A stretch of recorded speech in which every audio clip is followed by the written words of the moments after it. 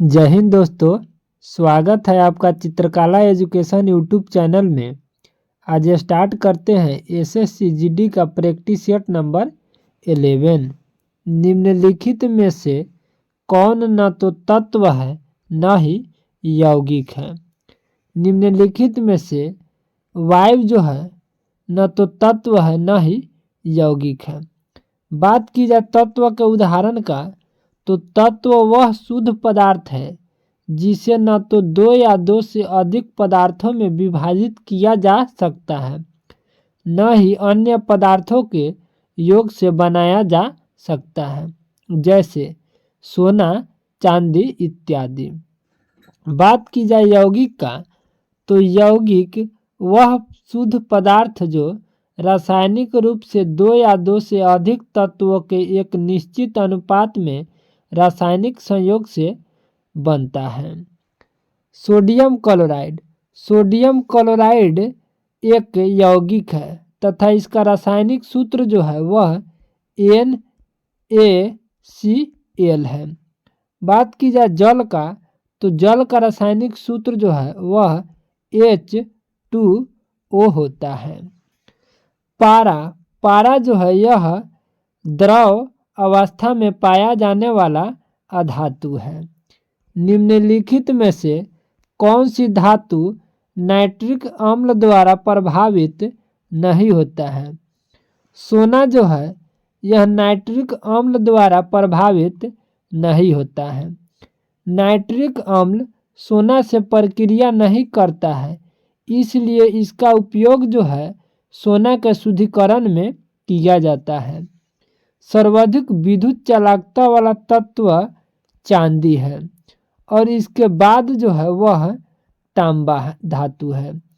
सोना का घनत्व जो है पारा के घनत्व से ज़्यादा होता है, इसलिए सोना जो है पारा में डूब जाता है तथा सोने की शुद्धता जो है वह कैरेट में व्यक्त की जाती है। 100% सोने की शुद्धता जो होता है वह 24 कैरेट का होता है। सोना जो है वह एक्वा रेजिया में घुलनशील होता है।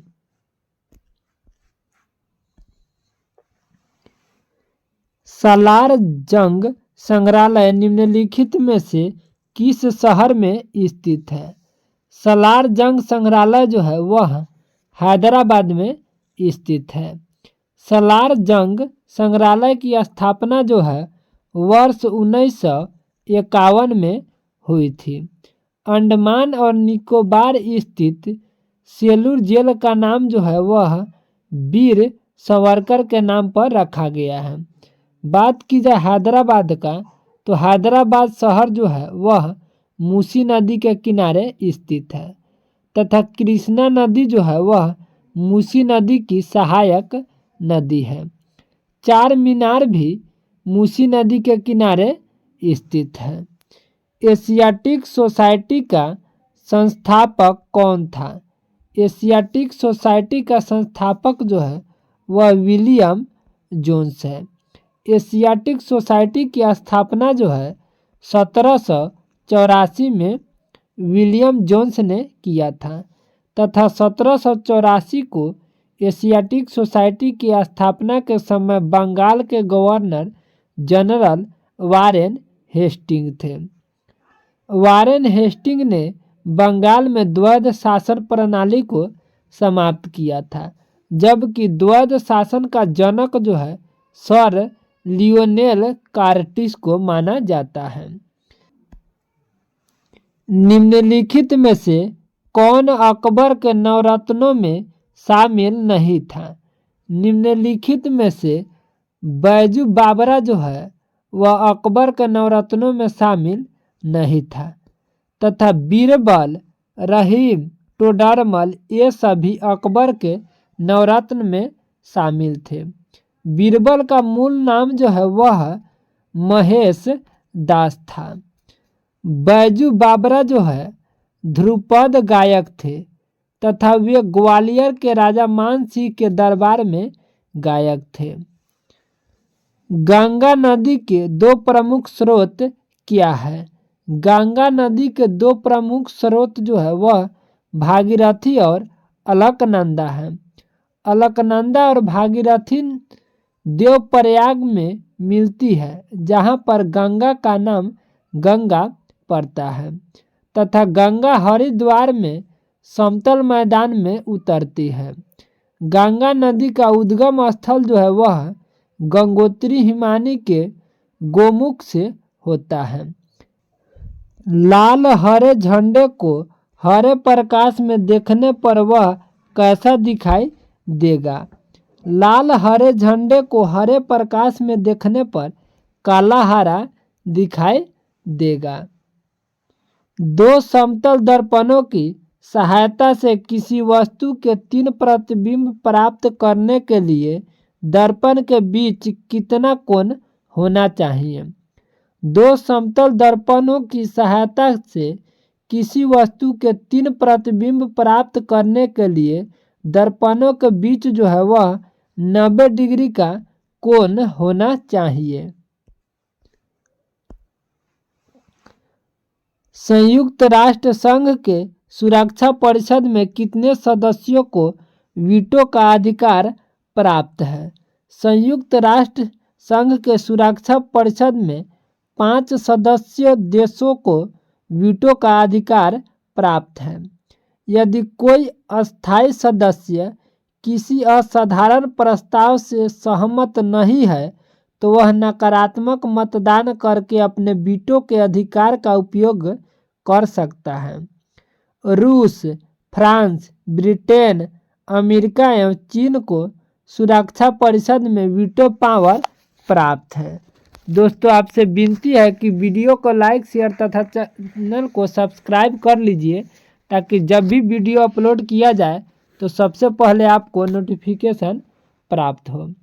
संयुक्त राष्ट्र संघ की स्थापना जो है वह 24 अक्टूबर 1945 को विश्व शांति एवं सुरक्षा के लिए किया गया था, तथा सुरक्षा परिषद में 5 जो सदस्य है वह अस्थायी सदस्य होते हैं। इन्हीं के पास वीटो पावर होता है। मीनाम्बक्कम अंतर्राष्ट्रीय हवाई अड्डा कहाँ है? मीनाम्बक्कम अंतर्राष्ट्रीय हवाई अड्डा जो है वह चेन्नई में है। तथा बात की जाए अंतर्राष्ट्रीय हवाई अड्डों की, जैसे इंदिरा गांधी अंतर्राष्ट्रीय हवाई अड्डा जो है वह नई दिल्ली में है। छत्रपति शिवाजी अंतर्राष्ट्रीय हवाई अड्डा मुंबई में है। केम्पगोड़ा अंतर्राष्ट्रीय हवाई अड्डा बेंगलुरु में है। नेताजी सुभाष चंद्र बोस अंतर्राष्ट्रीय हवाई अड्डा कोलकाता में है। वीर सावरकर अंतर्राष्ट्रीय हवाई अड्डा अंडमान निकोबार में है।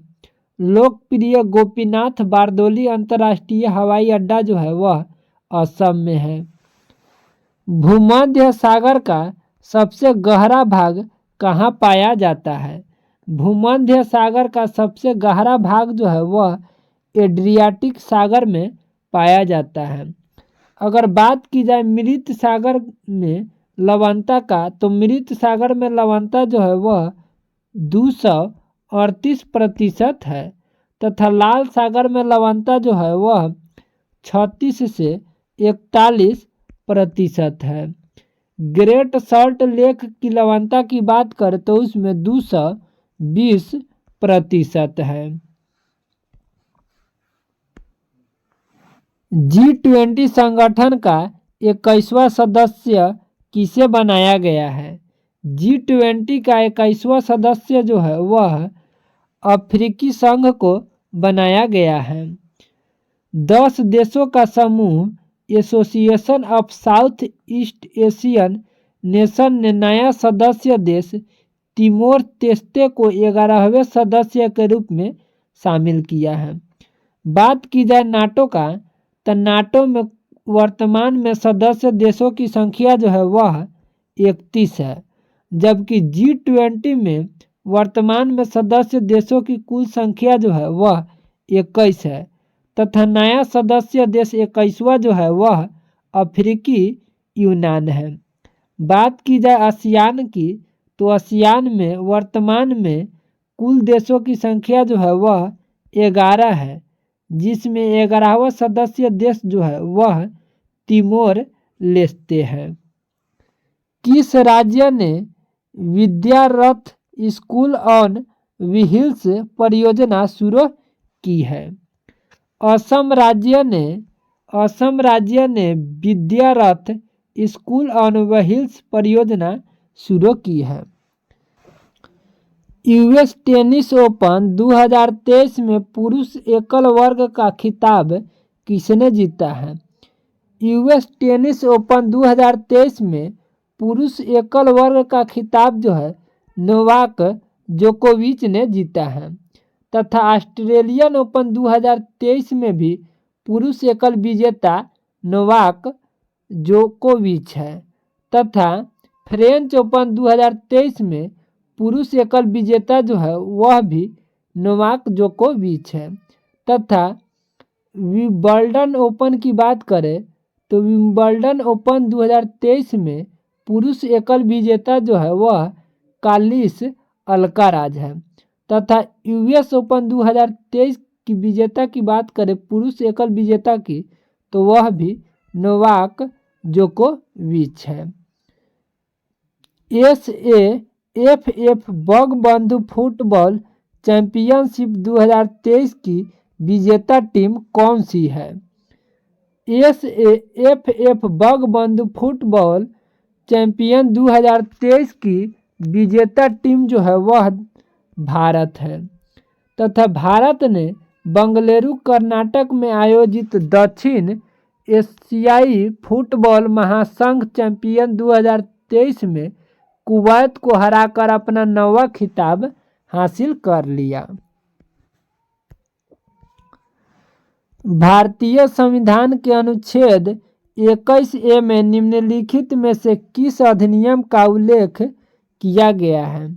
भारतीय संविधान के अनुच्छेद 21A में जो है वह शिक्षा का अधिकार का उल्लेख किया गया है।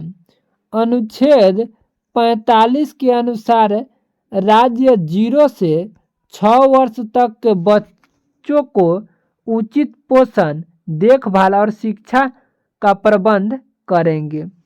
अनुच्छेद 51 क के 11वें मौलिक कर्तव्य 86वें संविधान संशोधन 2002 में इसे जोड़ा गया तथा इसके अनुसार प्रत्येक अभिभावक को 6 वर्ष से 14 वर्ष के बच्चे को प्राथमिक शिक्षा देना मौलिक कर्तव्य कर दिया गया। भारतीय संघ में राज्यों के नाम और सीमा क्षेत्र में परिवर्तन का अधिकार निम्नलिखित में से किसको है? संसद को यह अधिकार प्राप्त है कि भारत के किसी राज्य के नाम सीमा क्षेत्र में परिवर्तन कर सकते हैं। अनुच्छेद 3 के अंतर्गत संसद को यह अधिकार प्राप्त है कि वह किसी राज्य का निर्माण 2 या 2 से अधिक राज्यों को मिलाकर एक नए राज्य का निर्माण तथा किसी राज्य की सीमाएं नाम में परिवर्तन कर सकती है। ऐसे कानून को साधारण विधेयक से संशोधित किया जा सकता है।